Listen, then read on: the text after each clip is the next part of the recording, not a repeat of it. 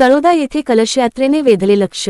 तळोदा शहरातील आशिष पार्क परिसरात असलेल्या श्री देवेश्वर महादेव मंदिरात नव्याने तयार करण्यात आलेल्या मूर्तीची प्राणप्रतिष्ठा व शिव महायज्ञ सोहळ्याच्या पूर्वसंध्येला शहरात कलशयात्रेचे आयोजन करण्यात आले होते। महिलांनी डोक्यावर कलश घेऊन काढलेल्या यात्रेने लक्ष वेधून घेतले। तळोदा शहरातील आशिष पार्क परिसरात श्री देवेश्वर महादेव मंदिराची उभारणी करण्यात आली असून मूर्तीची प्राणप्रतिष्ठा व शिव महायज्ञ सोहळ्याचे आयोजन करण्यात आले। बुधवारी सायंकाळी कलशयात्रा काढण्यात आली। या कलशयात्रेच्या शुभारंभ प्रसंगी भाजप जिल्हाध्यक्ष निलेश माळी, प्रदेश कार्यकारिणी सदस्य डॉ शशिकांत वाणी, सुनीता वाणी, नगरसेविका जयश्री महाले, डॉक्टर स्वप्नील बैसाणे, रमेश वाणी, रवींद्र वाणी, गुलाबराव चव्हाण, प्रेमराज शर्मा, अनिल कोचर, दीपक कलाल, अंबालाल साठे, अविनाश मराठे, कमलेश बच्छाव, दिलीप पाटील, आनंद शहा, धनराज जैन, जगन मराठे, ईश्वर चौधरी आदी उपस्थित होते।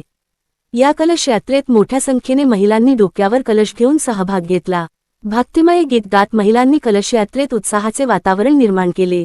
मंगलवाद्यांच्या तालासुरात निघालेल्या या यात्रेच्या बिरसा मुंडा पुतळ्याला वळसा घालून मंदिर प्राणप्रतिष्ठा ठिकाणी समारोप करण्यात आला। आज गुरुवार दि. फेब्रुवारी 19 रोजी सकाळी 8 वाजता गणेश पूजन, मातृका पूजन व मंडप स्थापना होईल। दुपारी 12 वाजता मूर्ती संस्कार, सायंकाळी 6 वाजता धान्याधिवास आणि रात्री 7 वाजता महाआरती होणार आहे। फाल्गुन शुद्ध 3 शुक्रवार दि. फेब्रुवारी 20 रोजी सकाळी 11:30 वाजता मूर्ती स्थापना सोहळा पार पडणार असून दुपारी 12 वाजता महाप्रसाद व भंडाऱ्याचे आयोजन करण्यात आले आहे। या कार्यक्रमासाठी मोठ्या संख्येने शिवभक्त उपस्थित राहणार असल्याचे अपेक्षित आहे। कार्यक्रमाच्या यशस्वीतेसाठी आशिष पार्क नागरिक व शिवभक्त मंडळाचे भाविक परिश्रम घेत आहेत। भाविकांना कार्यक्रमाला उपस्थित राहण्याचे आवाहन करण्यात आले आहे।